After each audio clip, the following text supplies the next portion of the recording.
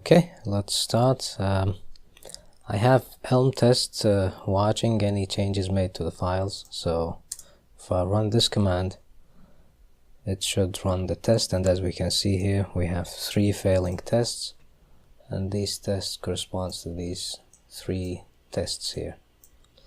Okay, let's get started. So let's start by reading some of these comments. So double dashes are comments in Elm. So here it says describe, which is this function, takes the suite description and a list of tests. So yeah, so we have the description here and the list of tests are here. So here it says test takes the test description and a function that returns an expectation when evaluated with the unit tuple. So the function test here takes a string or description, and then the third argument, this highlighted line, should be it's a function that returns an expectation.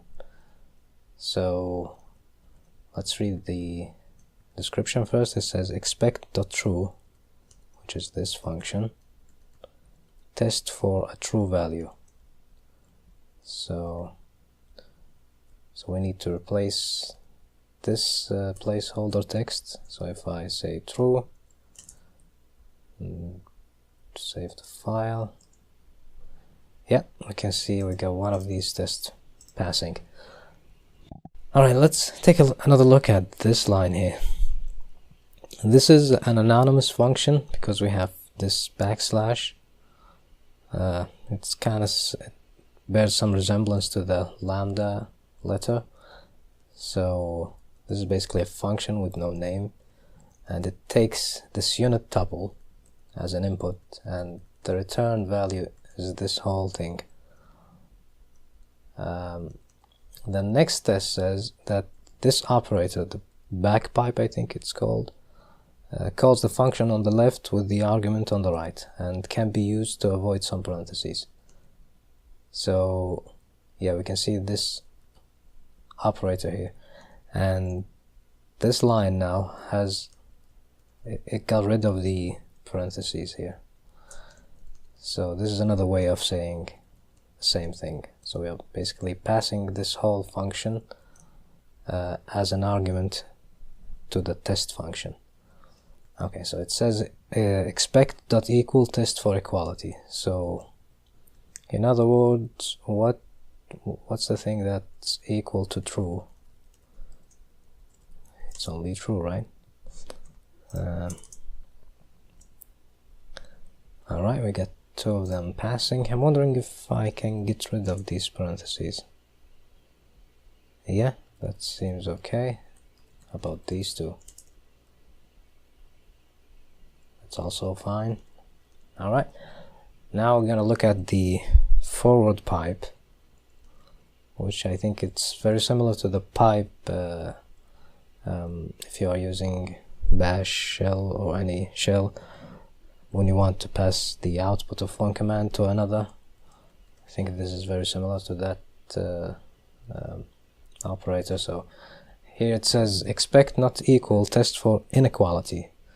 So again, we are still using the backpipe, so this whole thing will be passed as the third argument for this function test. And this is still a lambda function, but notice that in the body of the lambda function now we need to place this line and then pass it as it should be here in place of these 2 parentheses. It should be passed as the last or the final argument of the not equal function. So if I say false, nope, it's not equal, so true is not equal to false, and yep, there you go. Okay, one last thing before finishing this video. When I put my cursor on one of these functions, as you can see here at the bottom, that this function type signature will show up. So the true function here, as we can see, takes a string and then a boolean and then returns an expectation. So yeah, that's right, the first argument is a string and the second argument is a boolean, and the whole thing is an expectation of the type expectation. This is exactly the expectation, expect.expectation. Some of these functions are interesting. So if we look at equal here, we can see that equal takes a to a and then returns an expectation. Now a means anything, so it can be booleans, it can be floats or integers or any type basically. But the important thing here is that if the first argument is an integer, the second argument must be an integer. It's not an option.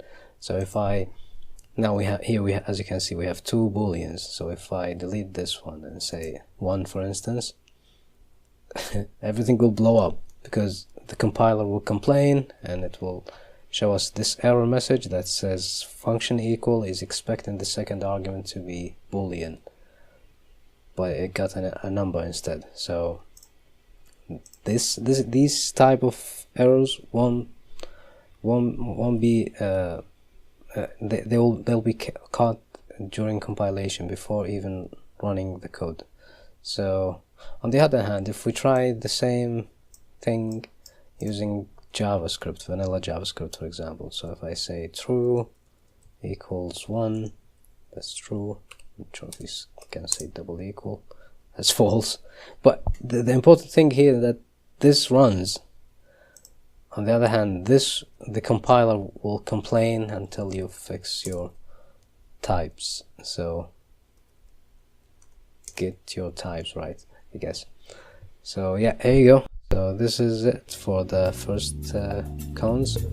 Thanks for watching.